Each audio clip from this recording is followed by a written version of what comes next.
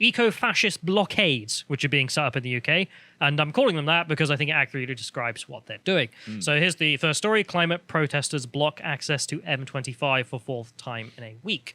So this is a lot of people deciding that they're going to blockade the M25. For people who don't know, foreigners, the M25 is a big motorway that goes around London, one of the main ones. And they want to shut this down. And the group doing it is called Insulate Britain. Why Insulate Britain? Why not Extinction Rebellion or the Green Party or Greenpeace or anything else?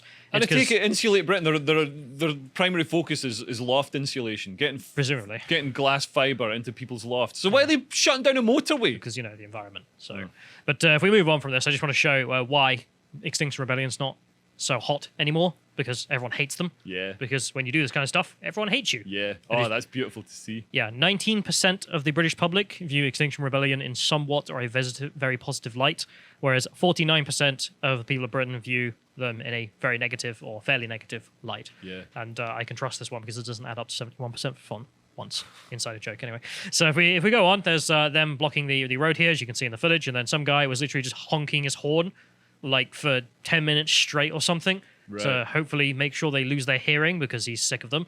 And they just sat here for ages with the blessing of the police. If we go to the next one, there was some guy some North FC mad lad who went up and just started dragging them, trying to remove them. Nice. But the police decided to defend them and not drag them away like a police officer should in this instance. Yeah, this is the thing. Why are the police stopping him from dragging them away? They're creating an imposition on him. And he's not allowed to clear that imposition. This is like, because I had animal, you know, the anti-vivisection people, the anti-animal testing people. They were like screaming, screaming at people in megaphones. I was walking past near the Natural History Museum.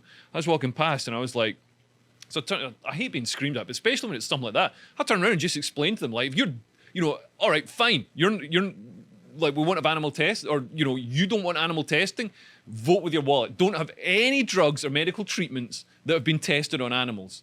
Because I know for a fact, like... But that's the thing. They don't believe in personal freedom, do they? Oh, yeah, no, absolutely. And I know for a fact that if they or, you know, their child or something had some sort of... Man, they'd be straight... and they'd happily kill a rat to save their 9-year-old child, which is, in essence, what animal medical testing is. You're killing animals or you know... sort of being mean to animals so you can develop treatments that are safe for humans to save children and people. But we go back to that footage there of the guy dragging him just because I think it's beautiful. But anyway, but there's the point there that these bunch of eco-fascists sit down, decide that they're going to block everyone from driving wherever they need to be, and the police, the correct thing for the police to do is to pick them up, drag them aside, throw them in the bushes.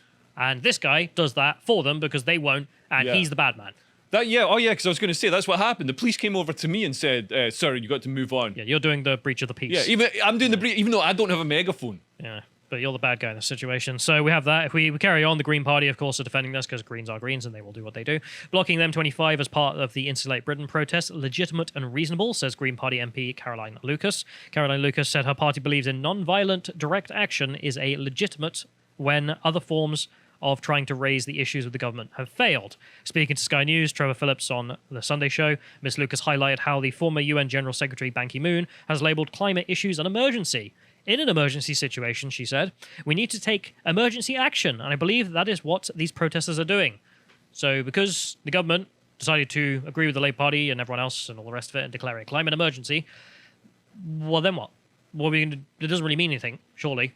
In reality. But what it does mean is you can elevate your protests for it to whatever you want, because what stops you? Yeah. It's an emergency, don't you know? Yeah. Lives are at risk. It's just a semantic excuse. Yeah. The disgusting part of this being that the police weren't just not doing their jobs, they were actually helping the people in this instance. You can see here, the police are the ones who actually stopped the traffic so that these guys could go and sit down and block the traffic. What on earth? Police help them do it. That is insane. Can you imagine if this was, I don't know, like... medical freedom protest or exactly. anti-lockdown. Yeah, anti-vax protests or something. The police would be in there with batons, smashing them up. Pepper spray, all the rest of it, as we're seeing in Australia right now, actually. You can go look that up yourselves. So if we want to mention as well, Caroline Lucas is like, well, you know, they have to do it because the government has failed. No, just lies, just open lies. If we go to the next one, Boris is fully brought up to this stuff. You know, I don't have a dog in this fight at all, but I just find it all just so hypocritical. So you have Boris here saying, now is the time for our green economy. This is his Green New Deal, which is a phrase he stole from the Labour Party, which is hilarious. So if we go to the next one, I think we have a video on this we did back in the day, which is that the Labour Party were actually mad that they stole their term, that they stole from the Democrats, who stole it from AOC. So that's how you get from AOC to Boris within a pipeline. Actually happened. So he has a bunch of plans. He's got his things. Boris is. I mean, Jeff Norcott's got a great joke about this. People say, do you regret voting for a Tory government? And he says, I regret not getting one. Yeah. Because they've just stolen all. They seem to have stolen all the policies from Jeremy Corbyn's Labour government, just without the anti-Semitism. Also wanted to mention there was a very funny interview this morning on GB News about this. So in the next one, this is apparently one of the guys who's down there, and Dan Wootton interviewed him, and apparently Dan Wootton knows him, and asked him, why don't you insulate your own house? Because you're called Insulate Britain. Yeah. And he didn't have an answer. Yeah. He just said, well, if I insulate my house, there's millions of homes that aren't insulated. That's not a good answer. Progress starts at home, buddy. If you can't even do it for yourself, why should you do it for anyone else? This is the difference between the right and the left. The right are all about making the difference in your own life, doing it yourself. Doing it yourself, and everybody having the personal freedom to do what they want. Whereas the left are all like, Bukowski had a great line about it. Like, there's so many women who want to change the world but can't keep their own kitchen tidy. Like, that's the phrase "clean your room, Bucko" from Jordan Peterson. He didn't clean his room. He didn't insulate his loft. Couldn't be bothered. But he went out and helped block traffic. So we go to the next one. We have GMB asking this guy the definition of fascism. And he's just like, yeah, I agree with that. And they're just like, oh, God.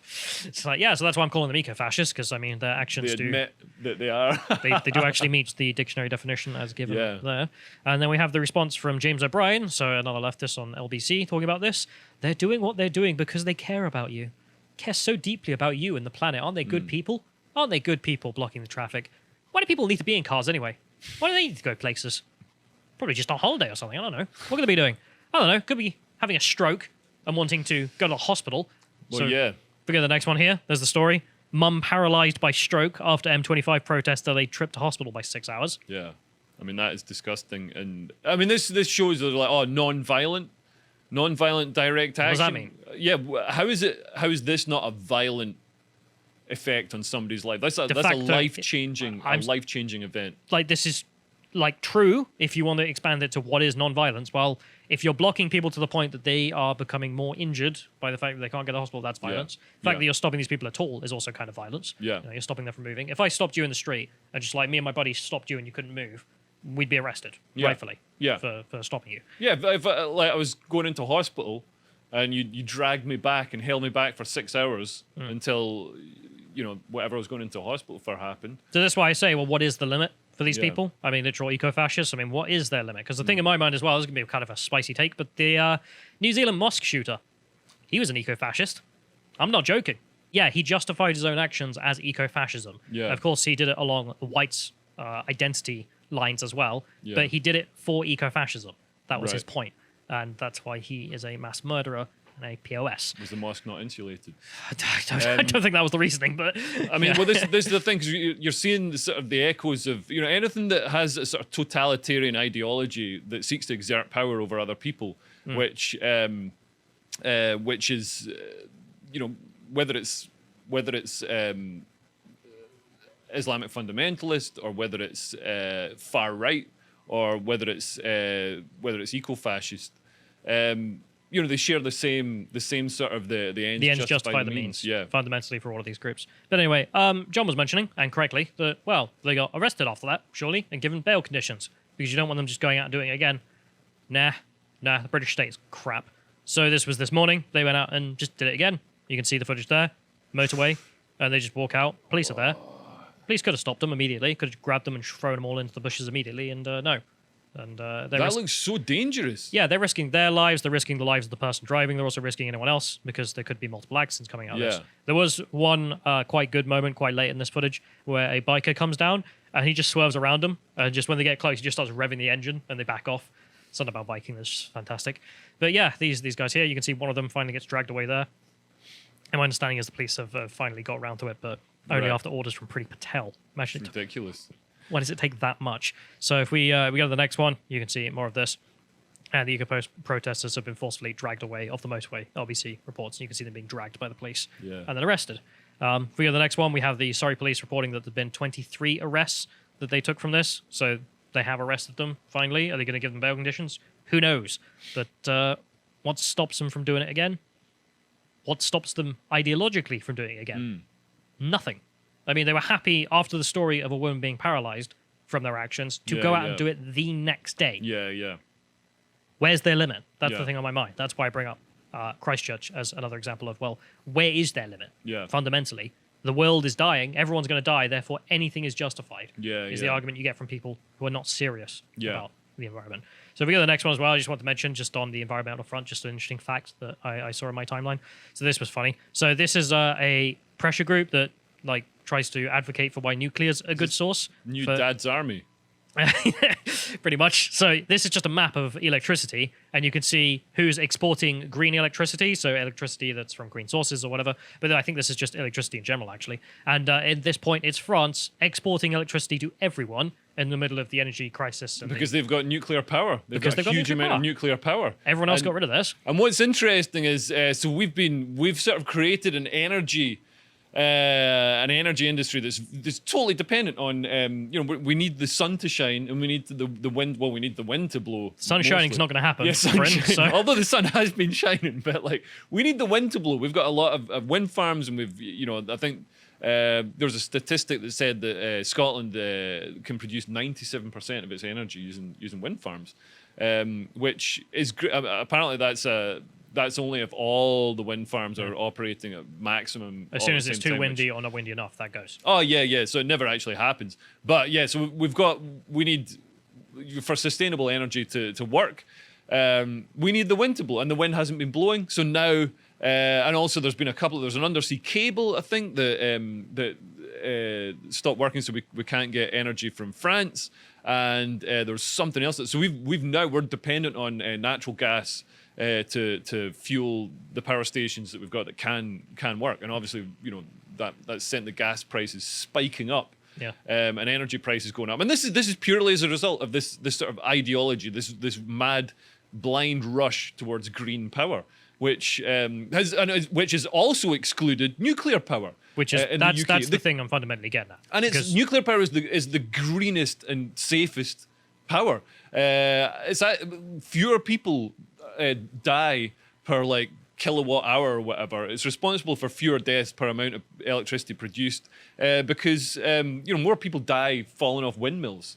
You've got to climb up the ladder and like fix the turbines and stuff. So that's got a risk. The amount of radiation the average person actually consumes from nuclear power over the course of a year is equivalent to eating a banana. Yeah. And I've had 2 bananas already today, and I've got another one here. I'm going to eat it later. This is nuclear power right here. It's got potassium in it. Which, I remember at university we had a guy from EDF come to my university and basically like promote to us. You should come and work for us. Yeah. And a load of questions from the audience about the radiation. And he just answered them excellently, which is just, no, the standards of Britain are unbelievably strict for good reason, for Christ's sake. Yeah. And we have so many shells and all the other procedures and whatnot, that it's a nothing burger. It really is. Yeah. And if you wanted to be serious about the environment, that's the solution. Yeah. I mean, demonstrated by that graph of just what's really going on for a minute. And France still has its nuclear power, and it's still powering all of Europe. If you enjoyed that segment from the podcast The Lotus Eaters, you can go over to lotuseaters.com to subscribe to get access to all the premium content we have. The way the site works is that you have bronze, silver and gold tier subscriptions. The bronze being £5 a month and allows you to get access to all of the premium content and leave comments on the articles.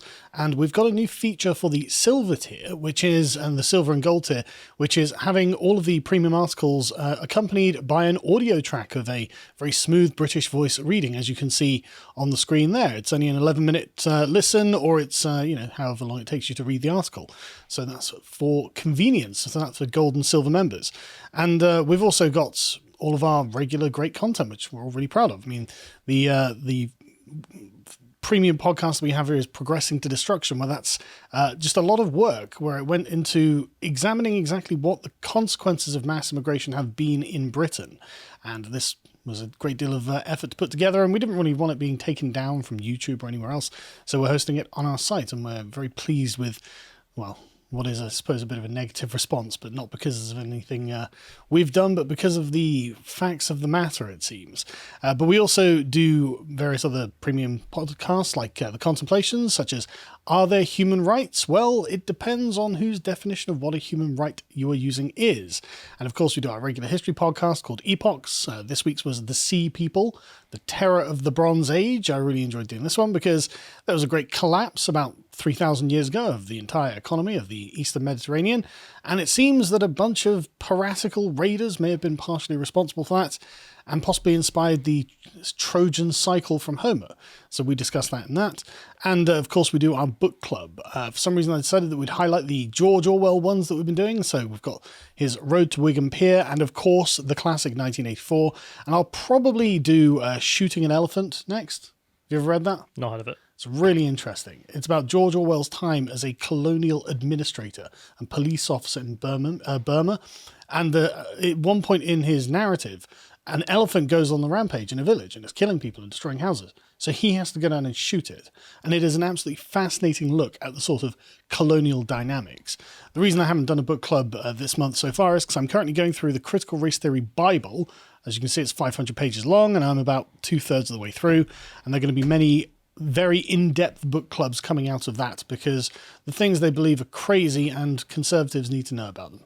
Last thing to mention, of course, is if you'd like to see us live, you can come to our live events. So the one we have coming up, I think Saturday is sold out, but Friday still has tickets if you'd like to come. So we're going to have Andrew Lawrence down as the secret guest for that one to be the comedian. Not so secret now. Not so secret now. And Count Dankula, Carl, and I'll be giving a secret speech about a topic I don't want to ruin now. Yeah. But that's that. But anyway, if you'd like access to all that premium content, please go over to lotuseaters.com, subscribe. Thank you.